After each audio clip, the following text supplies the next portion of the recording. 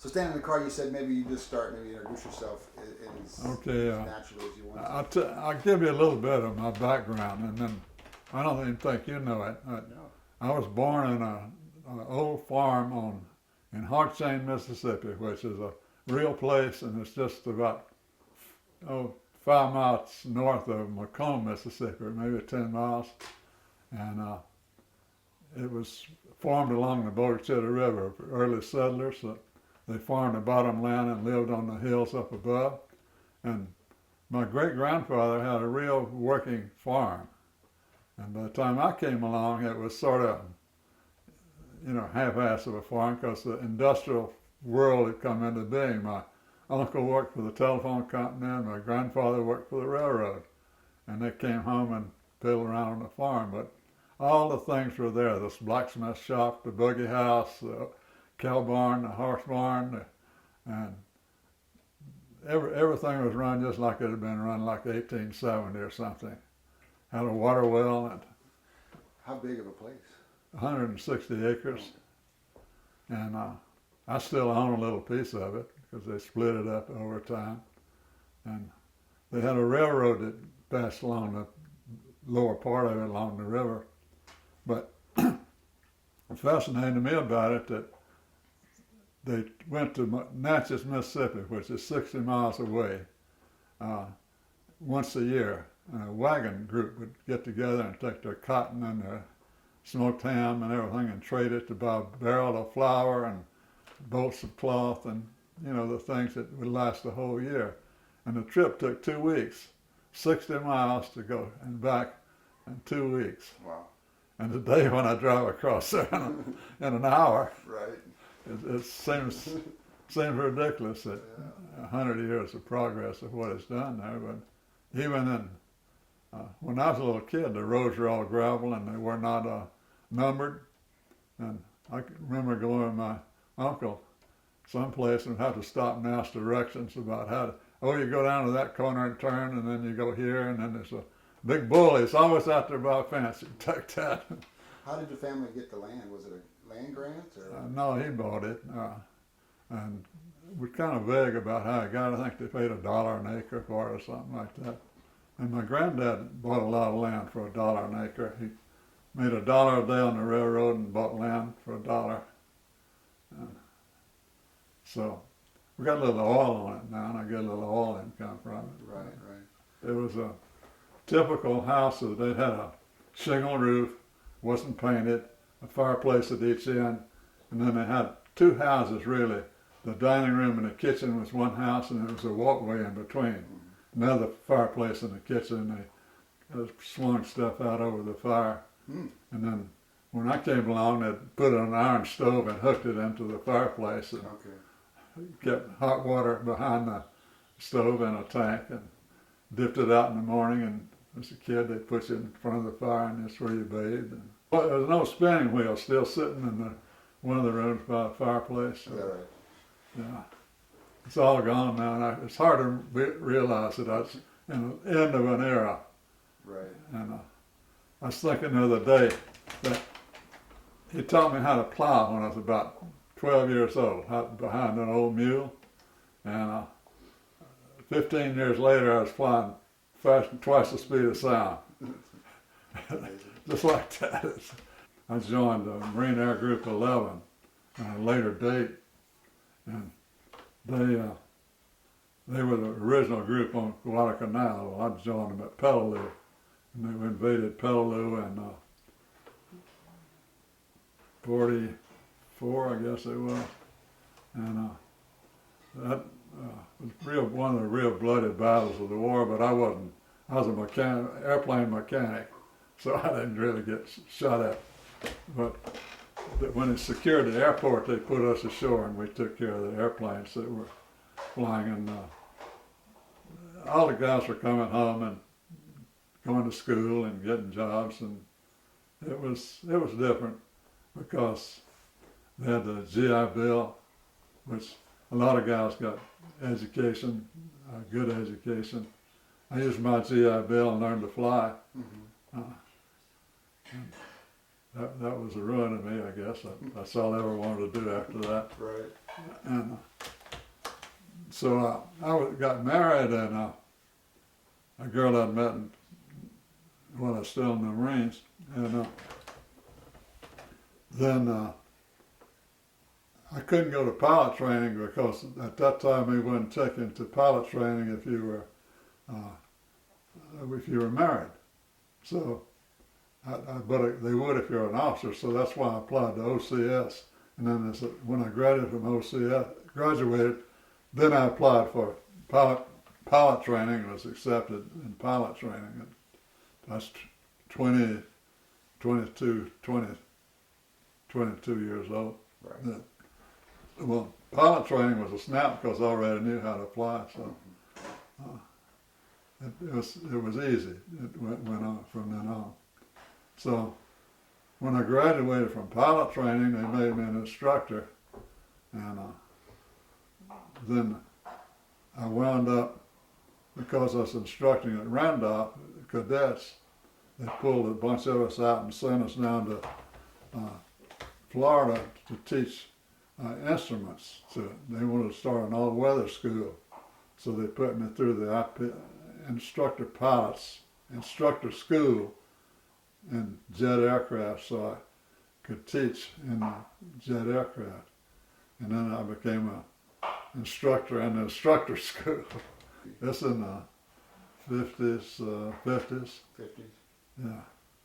And we were teaching people to fly the jet. You know, they'd been flying reciprocal engines, as well as going through an instrument course so that they could become interceptor pilots. They had an airplane called a F-94C. They took a T-33 and put a radar in it and an afterburner. And you could take it up to 40,000 feet with your afterburner going and point it straight down, and it could go supersonic. You get it to go supersonic. But when you did, you lost all flight controls as you're going through this era. First the ailerons would shudder, then the elevator was lost, and then when you got on through, you could control the airplanes for a little while, but then you had to recover because the ground was come out of afterburner and come back on the stick. So, but that's how you got to fly supersonic. My first supersonic ride was straight down. Then they sent me to Alaska, and we'd got in the F-89s at one time, but I'd never flown an F-89. And I got to Alaska, they had just got F-89s, but the whole squadron was rotating. And they were flying F-51s that were side by side. They took two F-51s and connected them together and put a radar dome in one and a radar operator and a pilot in the other one. It was a neat looking piece of equipment. I don't know how it flew, but I never flew one. But then 89s were now become an instructor in the 89s, which I didn't know much about 89s either, but it had no dual controls. So I had to check all these guys out. I ran the ground school and got them checked out on the airplane, and then rode the back seat while they flew in the front and monitored them on the ground, and we made it through without wrecking any airplanes or killing anybody. And anyhow, when I left there, I worked at Moody, and going back to Moody in Georgia. Some of these pilots were not hacking it when they brought them and tried to make instructor pilots out of them. And the idea was that we train them to be instructors and send them back to their squadron, plus the all-weather people, and these people to go back to their squadron and teach instrument flying in the jet aircraft. And also on reciprocating aircraft. It used B-25s for the recip aircraft. But some of them couldn't hack it, but they could learn to fly, but they couldn't hack being an instructor because they just wasn't instructor material. But my job was they were recalled people from World War II, and they gave them all to me to train to get them qualified to go fly instruments, and that was the job I was doing, the last job before they sent me to Alaska. And they were quite funny people because they had no instrument training whatsoever hardly during World War II, so you just almost from basic, from scratch, teaching them, and it worked out. And came back from Alaska, and because I'd done this operation, for some reason they sent me to Edwards Air Force Base, which is the flight test center. And that's completely odd. I'm with the big boys now. This, I'm just humbled by this. Anyhow, getting back to Edwards, when I arrived there, they put me down in operations as an operations man, and everything was in complete chaos. So I said, oh Jesus. They had no training records, nothing on anybody, and so I started putting training records together and on every pilot on the base and got it all lined up. And I met a guy named Adams. He came in and said, I came out from Wright Pat, and I've been flying up there in the jet and so forth. And I said, well, go ahead and fly on the airplane. So he went out and took the airplane and was gone and came back and was fine. Found out he'd never flown one before. He had the book. He got in there and read the book and him and his buddy had to start it, got the mechanic to start it for him, and it took the airplane. This is at Edwards? Yeah. So it turned out to be one of my good friends, but he always was getting the best of me. And so the T-33 was a strange airplane. If you got in a spin, you didn't know if you could recover or not. It was sort of antsy on that. And they came out with a modification. They put little strips along the edge of the inboard of the wing, little bars. It broke up the fall so that it gave a positive, you could make a positive turn out of it. He said, oh, it's nothing to it. I said, I've never done it. I'm kind of skeptical about this. And he said, oh, it's really nothing to it. So he said, come on, we'll go do it together. And so I got up and climbed up the altitude. It's spun real nice, just like a Piper Cub. And I found out later he had never spun an airplane. He's reading out the book again how to do this. He wound up as the chief engineer on the U-2 program. He's a math genius. Anyhow, I met all the big dogs and flew with them, and eventually I worked into doing all kinds of other things. And they sent me down to El Centro, a satellite station, that took over the parachute flight facility as an operations type, and that's where I stayed down there for about 6 years, operating out of Edwards. And it took me about a month to realize those engineers were trying to kill me, and so Because you were experimental test pilot. Right, I was a test pilot doing all the testing for them. I did the flight test on the recovery systems for the Apollo, the Gemini, and the Mercury capsules, and which was a big deal for the thing. And anything with parachutes on it was connected with it. And so the NASA people, all the contractors and NASA people, we took it up to high as we could go with the airplane in a C-130, and then push it out the back and then let the recovery system bring the capsule down. They had a mock capsule on the Mercury, I think it was, and they, just a boilerplate, put it together and took it out and dropped it just to watch it free fall to see what the airflow would be around it and so forth. And it hit the ground, it smashed when it hit the ground. Well, the recovery crew brought it up and set it in front of my office, and everybody's having a lot of fun, get inside of it and get a picture crawling out of it with your helmet off sideways. And some general came in and said, get that thing out of here to the barnyard. nobody before somebody sees it.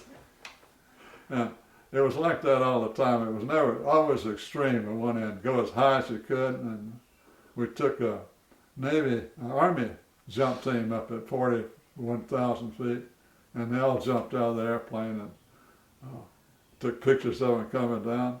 And to tell you how it works out, nobody ever asked where the film came from, but one of our guys jumped ahead of him with a camera on his helmet and followed him all the way down. And nobody ever took it back, and they gave these guys medals, and nobody ever said, where did the picture come from? Where it came from. Then they sent me to Saudi Arabia for a tour, and at Dhahran's plans and programs for the Saudi Arabian Air Force and the military mission to Saudi Arabia. And I went over there for a year. It extended me for 2 more years. Everybody's supposed to retire at 20, so I'd had 20 years in when I was 37, and they extended me for 2 more years. And so when I came back, I had a year to go, so they said, well, you're going to be discharged. Another guy's been taking your job. We're going to give you a special mission. I got my own C-130 and a test program called the PLADS, where they had a cable stretched across like an arresting at the end of the runway. It catches an airplane and stops it, picks up a chain with big links in it and rolls up. Well, they had discovered a water barrel type thing. They put these paddles down in a 50-gallon drum and then put a reel on top of it, and then stretch the cable across it, and you catch it with a hook coming out of the airplane, and it pulls the load out of the airplane and fly on by. Okay. And so we always trying to find out how you use that close to the ground. So we put a little mic on the end of the hook, and it would click when you hit the ground. And you go click, click, click, you knew the hook was dragging the ground that way. So, and I kept, in the reports, I kept writing about the pole. And they said, you can't use that in the thing. It doesn't sound dignified. Well, my kids had some guppies. So I got a book and read, that's how I found out. I got a book and read up on guppies. Well, they are live, they give live birth like most fish don't. But how they mate, she swims in a circle, and he swims around the circle, and his what they call the gonopodium sticks out the back, and he takes his fin and brings it around and mates with the little guppy. Well, I started calling the pole the gonopodium, and everybody bought it, and I guess today they still call it the gonopodium. Is that right? Coming out the back of the airplane. And then I was sitting there, one day I was just riding in the airplane, I was sitting there thinking about all this situation. I said, this is ridiculous. You don't have a place to dig a hole in the ground, put all this in. Why can't we use parachutes for this? Because I'd seen a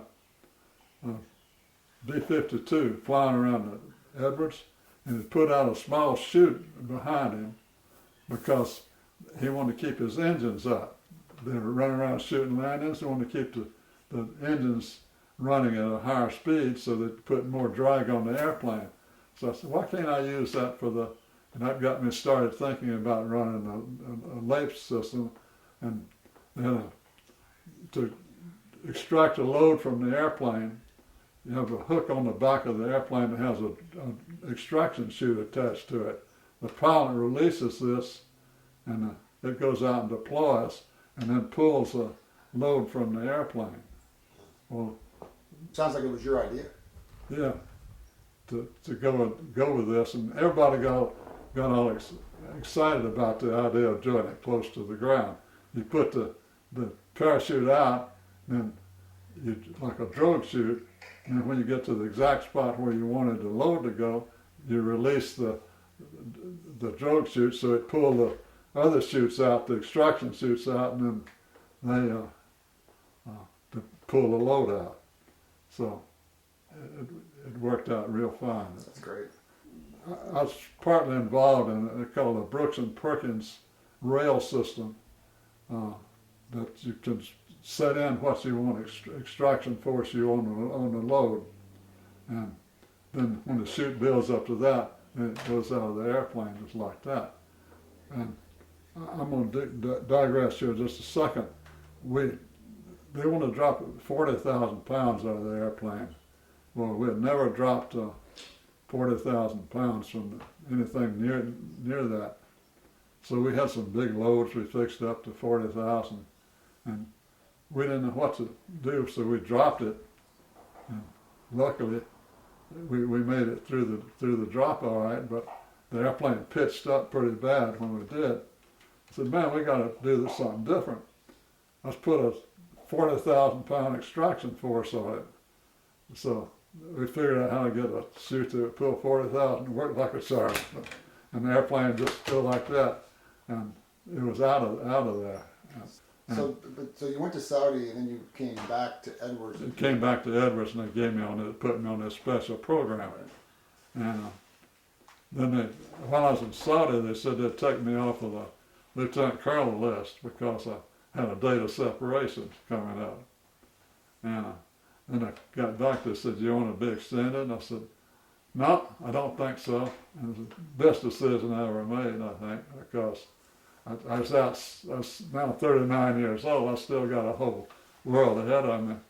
So I went from there to a company in Florida for a little while that I helped them build a platform that would work for they got a contract to build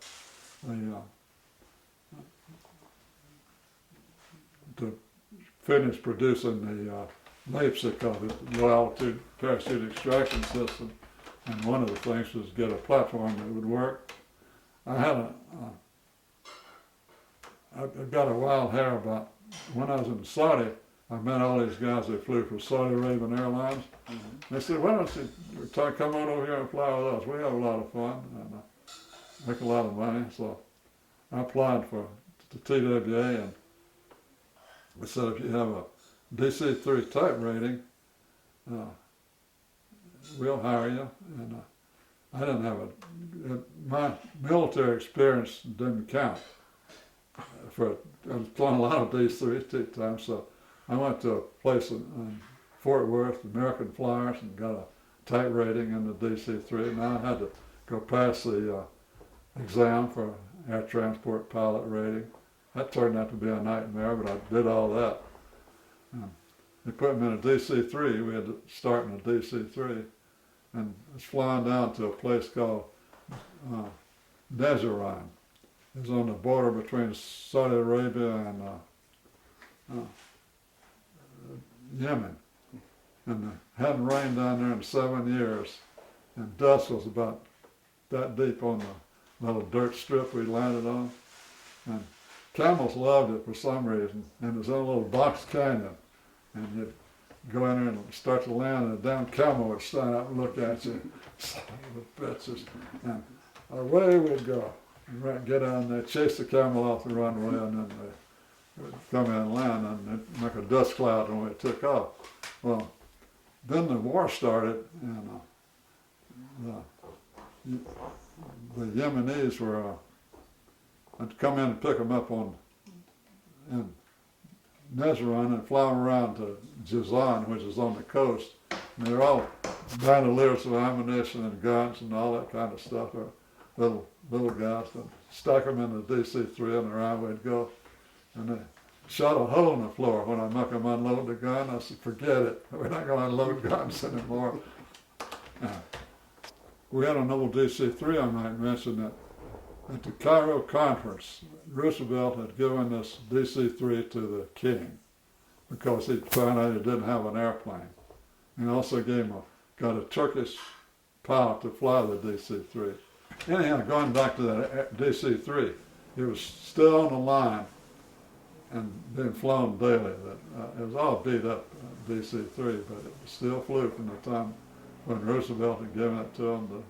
They just changed engines when they ran out of time, and that was it. Well, today it's on a pedestal in Riyadh.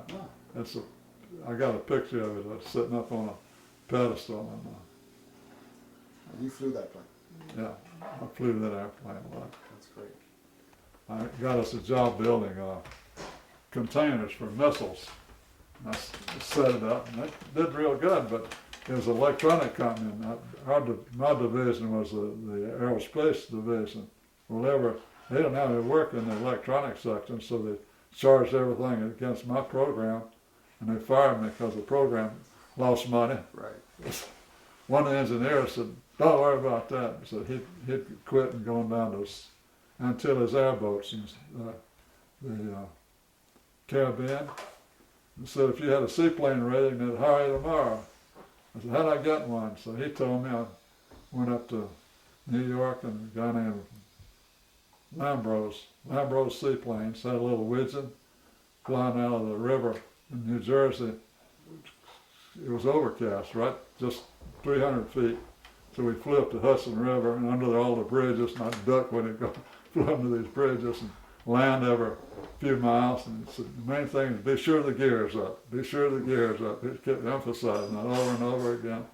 Came back and we flew around the belly button of the Statue of Liberty. Every time I see it, you don't realize how big that thing is until you fly around the belt level of it.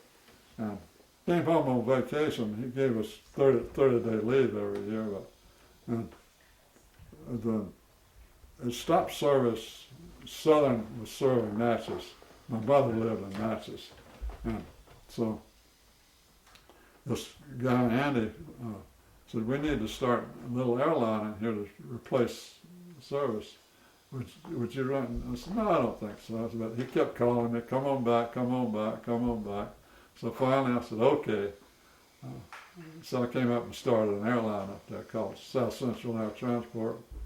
And we did all right.